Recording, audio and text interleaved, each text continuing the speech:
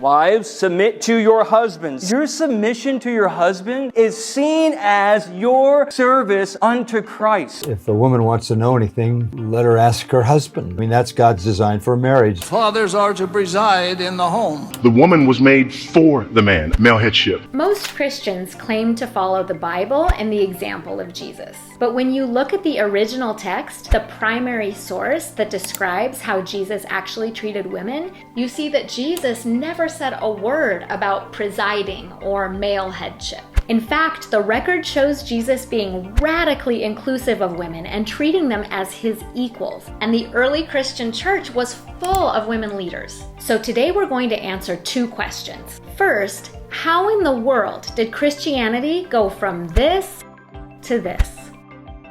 And second, what impact does Christianity have on our lives today for those who are Christian and those who aren't? Let's start at the beginning. The historical person that we know as Jesus was born in Judea in the year, 0. Judea had been settled by the Hebrews for around 1,200 years. And if you think back to the video we did on the Hebrew Bible, you'll remember the gender norms of the time. Many patriarchal customs had been built on those foundations. Men segregated women away from them, keeping them covered and mostly indoors. The Mishnah directed men, talk not much with womankind. And a rabbi at the time cautioned men to not talk to girls or women in the street because that was the gateway to breaking the law of chastity. Silence, foul temptress! Menstruating women were considered unclean, and a man even accidentally touching a menstruating woman would make him unclean for the day. Add to that the influence of the Greco-Roman world. In 63 BCE, Rome conquered the kingdom of Judea, bringing it into what would soon be known as the Roman Empire. And what were Rome's gender norms? Well, Rome had been copying Greece for centuries. So if you think about the Greeks' views on women, think mutilated male, it makes sense that in Rome, men also prohibited women from participating in politics or in the public sphere in general. Roman law considered women to be the weaker sex and mentally frivolous. This concept of female inferiority justified laws that had Roman fathers in charge of daughters and Roman husbands in charge of wives. In both cases, a woman, regardless of her age, was effectively a minor and needed a man to represent her in any legal transaction. Men achieved honor by proving their excellence in the public sphere, and women proved their honor by being meek, quiet, and submissive. In both the Hebrew tradition and the Greco-Roman tradition, men partitioned women off into a separate inferior category where they were only allowed to have any authority in the home. We'll talk about that more in a minute. It was in this context that Jesus started his movement. He could have gone along with those social norms. It would have made it a lot easier for him to avoid criticism from Hebrew and Roman authorities. But instead, the stories in the Bible show Jesus constantly, flagrantly breaking social norms when it came to women. Here are some examples you may have heard of. There's a story of Jesus talking to a woman who's drawing water from a well. This is a very familiar story that might not seem like a big deal until you remember that quote, that women were not supposed to be talking to men they didn't know. There's a story where Jesus lets a prostitute wash his feet with her hair. That was absolutely scandalous and probably would still be scandalous. But whoever was writing that story down was making a point. Jesus went out of his way to show that women who were considered unclean by society were not unclean to him, and women were not beneath him. My personal favorite is the story where a woman with an issue of blood, meaning menstrual blood, touched the hem of Jesus's clothes. Again, a menstruating woman was seen as polluting to men. So when she touched Jesus's clothes, the men around him freaked out. But in this story, Jesus was not grossed out. He did not consider her unclean, and he talked to her like a human being. Perhaps the most dramatic story of Jesus raising the status of women is the story that after he died, the first witness of his resurrection was a woman, Mary Magdalene. In this role, Mary Magdalene becomes the apostle to the apostles. And as a Catholic theologian friend of mine once pointed out to me, in those moments before Mary Magdalene told the other apostles about Jesus' resurrection, She was the only witness to his divinity and thus constituted the entirety of the Christian church. Speaking of Mary Magdalene, have you ever heard of the Gospel of Mary Magdalene? I know you're thinking Da Vinci Code right now. Who is she? My dear, that's Mary Magdalene. But hear me out. The book we now know as the New Testament is primarily based on some writings that were written from around 40 to 100 years after Jesus' death. Scholars suggest that we only have about 15% of the literature that was written about Jesus in those first few centuries. So what happened to the other 85% of the records? Well, in 1896, some fragments of ancient papyrus books were found in Egypt, and scholars determined that they were written at around the same time as some of the rest of the books of the Bible were written, and they were about Mary Magdalene. It's too long to talk about here, but the TLDR is that Mary Magdalene came to the apostles and tried to tell them about some of the teachings that Jesus had entrusted to her. Some of the apostles back her up, but Peter is very uncomfortable being taught or led by a woman. So just think about it for a second. Here we have a record of a debate of what role women were going to play in the early Christian church. Would they follow the norms of the culture at the time where men prohibited women from equal participation? Or would they follow the more egalitarian path that Jesus seems to have established? Well, there is evidence that the early church was egalitarian. Women did act as priests and leaders within the church. The New Testament itself is full of women leaders, like Mary and Prisca and Junia. Even Paul called Junia the foremost among the apostles. How was this possible? Well, remember a minute ago when we talked about Roman women having authority in the home? This wasn't trivial. Women were often in charge of large households that sometimes included farms that sold their produce. Remember how the Greek word oikos, the household, is the root word for our word economy. As household managers, women had a lot of power and authority, and men were used to that. This is critical because during the 1st and 2nd centuries, there were no Christian church buildings. Christianity was outlawed, so Christians met in people's houses where women's authority was well established. In her book, When Women Were Priests, scholar Karen Jo Torgeson points out that early Christians saw each other as family. So the early Christian church existed in the private, familial sphere, so much so that one 2nd century detractor of Christianity attacked and dismissed the religion as a women's movement.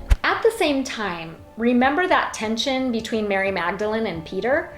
There was still a lot of tension between the woman-friendly home church vibe and the broader culture of male leadership. And one of those male leadership guys was the Apostle Paul. Paul was an early convert from Judaism to Christianity. He never knew Jesus, but most scholars consider his letters to be real, authentic historical texts that were written in the 50s and 60s. And here are a few things that Paul said about women. Wives, submit yourselves to your own husbands, for the husband is the head of the wife, as Christ is the head of the church. The head of the woman is man. Women should not speak in church. Remember a few episodes ago when we talked about foundations, how one person establishes an idea and then subsequent generations build on top of that idea? You can see that happening here. Paul was raised with the belief that Eve had sinned, and thus all women were incapable of leadership or even of being considered on equal footing with men. He was raised with the story of God saying, Adam, because you hearkened to your wife, that brought about the fall of man. So then Paul builds on that foundation and says, wives should submit to their husbands in everything. He does soften it by saying that husbands should take care of wives like Christ takes care of the church.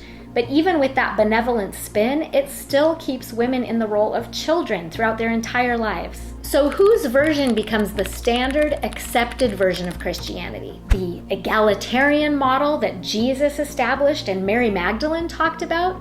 Or the patriarchal version of Peter and Paul? For a while, it's not clear. And remember, we only have 15% of the records. But then, in the early 300s, something happened that would change the course of history forever. A Roman emperor converted to Christianity. Constantine the Great took Christianity from being a tiny, disorganized, persecuted minority to being the official religion of the Roman Empire. He wanted a very tidy, organized body of doctrine. So, in the year 325, he convened the Council of Nicaea.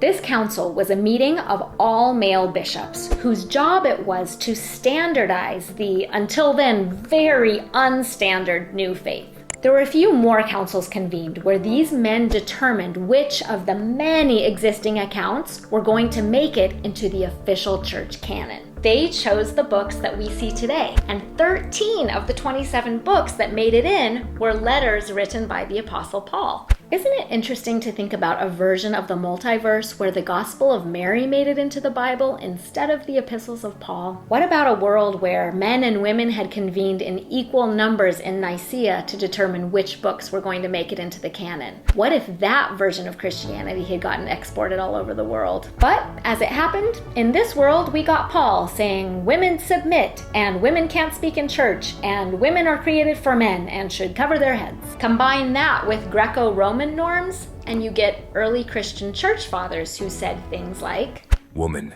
you shall turn to your husband, and he shall rule over you. And do you not know that you are Eve? God's sentence hangs still over all your sex, and his punishment weighs down upon you. You are the devil's gateway. Because of the death you merited, even the Son of God had to die. Woman, you are the gate to hell. Woman is a misbegotten man and has a faulty and defective nature in comparison to his.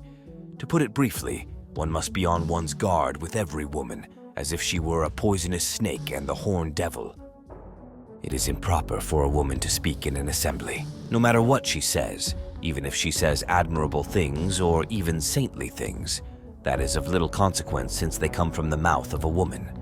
Now, this is pretty extreme misogyny. I went to church every single Sunday of my life, and thank goodness I never heard anything like this. But did any of you see the viral Christmas photos that were going around in December of 2023? Those misogynistic foundations are still affecting us even today. And the saddest part of those photos for me is seeing the kids absorbing those messages. But even for Christian families who would never tape their wives' and daughters' mouths shut, most Christian families do still believe in the concept of male headship, where men lead and women follow. And that brings us to the world we live in today. At the beginning of the episode, I asked two questions. First, how did we get from the egalitarianism of Jesus to the patriarchy of the current Christian church? I think we've answered that question. Christian scripture and doctrine was determined by all male councils who were steeped in cultural patriarchy. That was the only structure they could imagine. The second question was what impact Christian patriarchy has on our lives today, for those who are Christian and those who aren't. For any non-religious people watching this, I have 2 points for you to consider. First, you might hear this men are the leaders and women are the helpers thing and think it's some fringe ideology and that not very many people actually believe it. So many people believe it. And not just uneducated backwoods folks either. Lawyers, CEOs, people in your neighborhoods believe this, and they vote. Thousands of Christian kids grow up watching these wives submit influencers. I have an email in my inbox right now from the wife of a successful lawyer in California who says she loves obeying her husband and plans to worship him in the afterlife. If you weren't paying attention before, take a look at American and global politics. You cannot afford to ignore Christian patriarchy and think that it happened in some other time or some other place.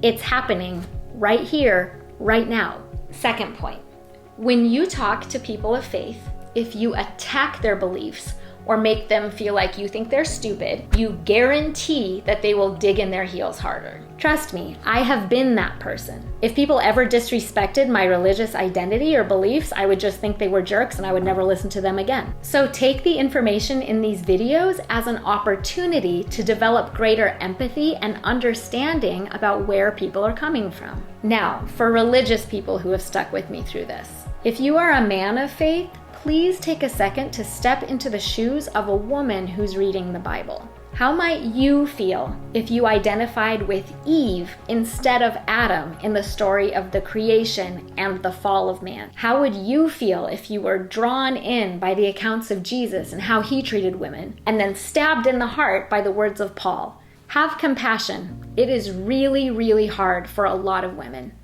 And if you are a woman of faith, have courage. Women have been writing about their spiritual wrestling for centuries, which means A, there is a universe of wisdom and insight out there, and B, you're not alone. Tune in next time when we highlight some of those brilliant women from the Middle Ages and Renaissance. And spoiler alert, the earth-shattering epiphanies that we've had about sexism in the 21st century are not new. So why haven't we heard about them?